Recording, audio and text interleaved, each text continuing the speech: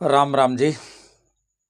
आज चर्चा का विषय ये रखते हैं, क्या आशीर्वाद से कुछ होता है? क्या किसी व्यक्ति के आशीर्वाद से व्यक्ति की आयु बढ़ सकती है, दीर्घायु हो सकता है?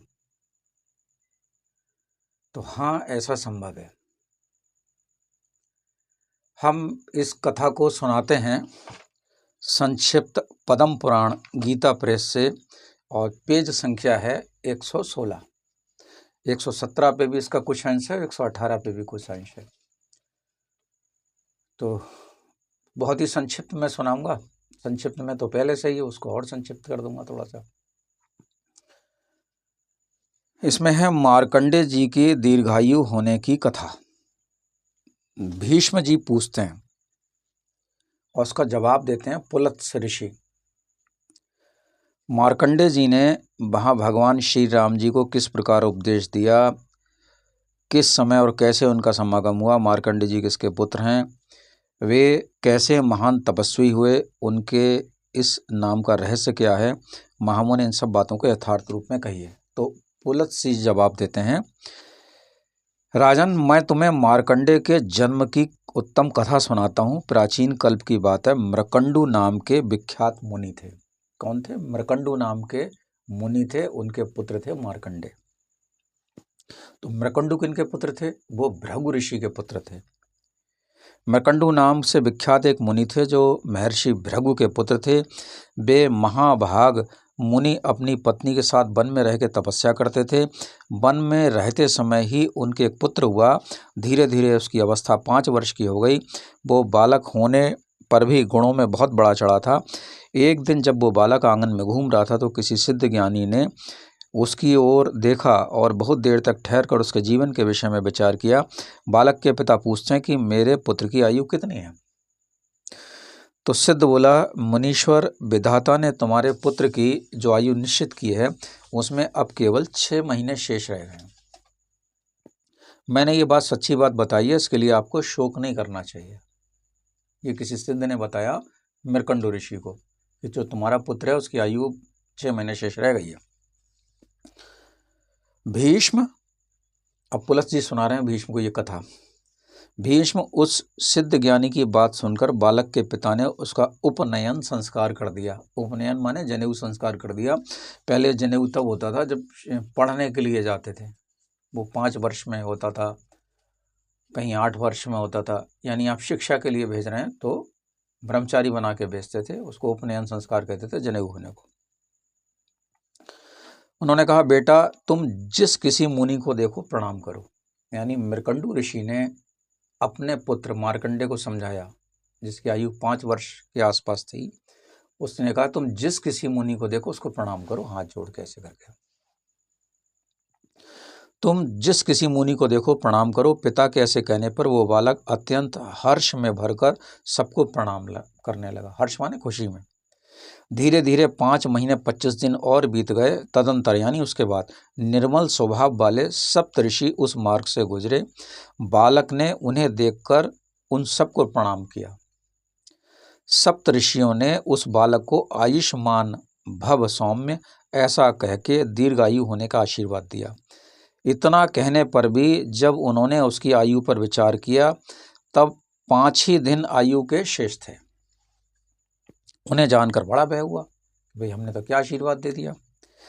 वे उस बालक को लेकर ब्रह्मा जी के पास गए और उसे उनके सामने रखकर उन्होंने ब्रह्मा जी को प्रणाम किया। बालक ने भी ब्रह्मा जी के चरणों में सिर झुका दिया। यानी सप्तऋषियों ने ब्रह्मा जी को प्रणाम किया और बालक ने भी ब्रह्मा जी को प्रणाम किया। तब ब्रह्मा जी ने ऋषियों के समीप ही उसे चिरायु होने का आशीर्वाद दे दिया। यानी बहुत लंबी आयु हो तुम्हारी। पितामह का वचन सुनकर ऋषियों को बड़ी प्रसन्नता हुई। तत्पश्चात ब्रह्मा जी ने उनसे पूछा, तुम लोग किस काम से आए हो और ये बालक कौन है, बताओ। ऋषियों ने कहा, ये बालक मृकंडू का पुत्र है। इसकी आयु क्षीण हो चुकी है, यानी आयु कम हो चुकी है, बहुत जरा सी आयु शेष रह गई है। इसका सबको प्रणाम करने का स्वभाव हो गया है। एक दिन दैवात तीर्थ यात्रा के प्रसंग से हम लोग उधर जा निकले। ये पृथ्वी पर घूम रहा था। इसने सबकी ओर देखा। और इसने सब लोगों को प्रणाम किया। उस समय हम लोगों के मुख से बालक के प्रति ये वाक्य निकला, चिरायु भव पुत्र, बेटा चिरंजीवी हो जाओ।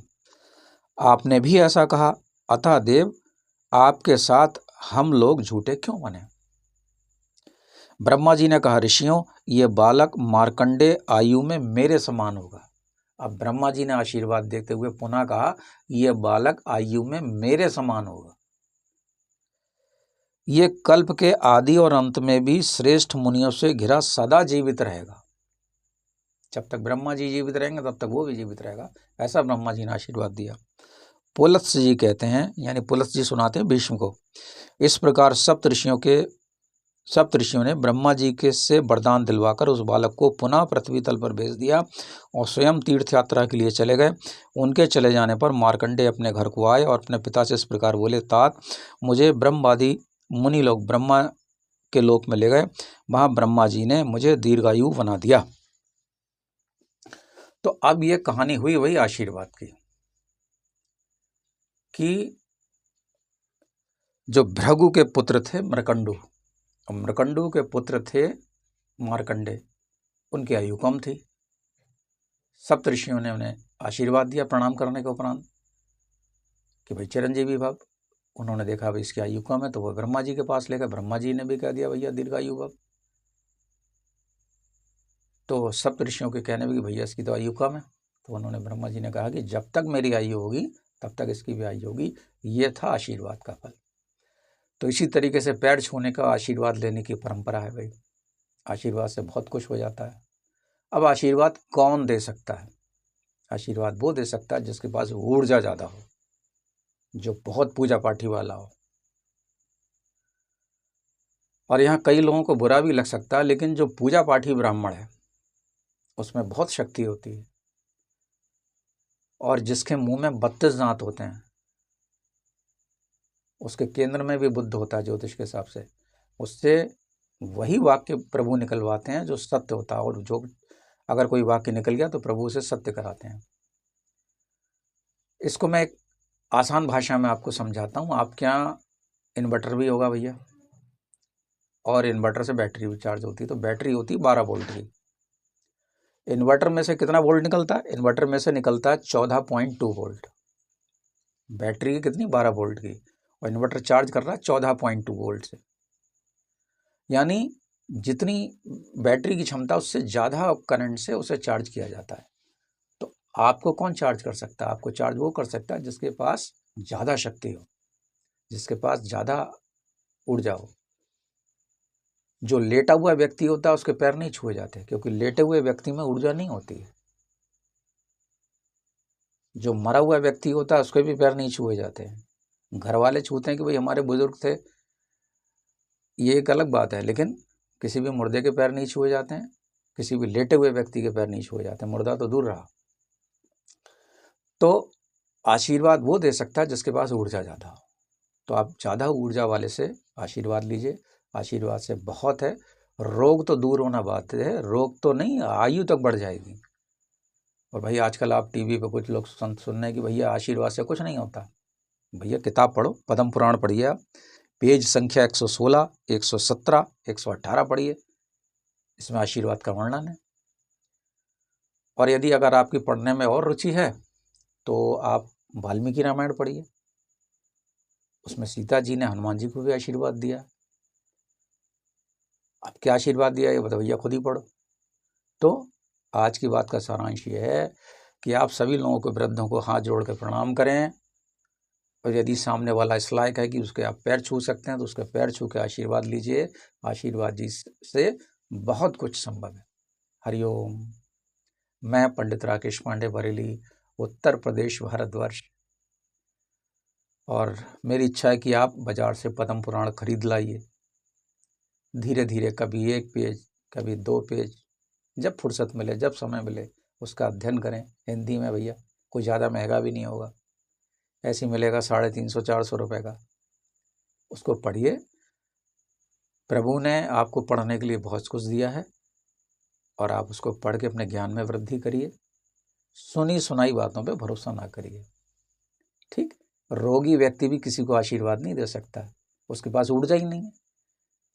ऊर्जा घट गई तभी तो रोग हुआ ना। और जब ऊर्जा बढ़ जाएगी, कहीं से भी वो ऊर्जा ग्रहण कर लेंगे तो रोग दूर हो जाएगा। अब कोई आशीर्वाद देने तुम्हारे पास तो आएगा नहीं भैया, तुम्हें ही जाना पड़ेगा किसी के पास, वो भी श्रद्धा के साथ जाना पड़ेगा।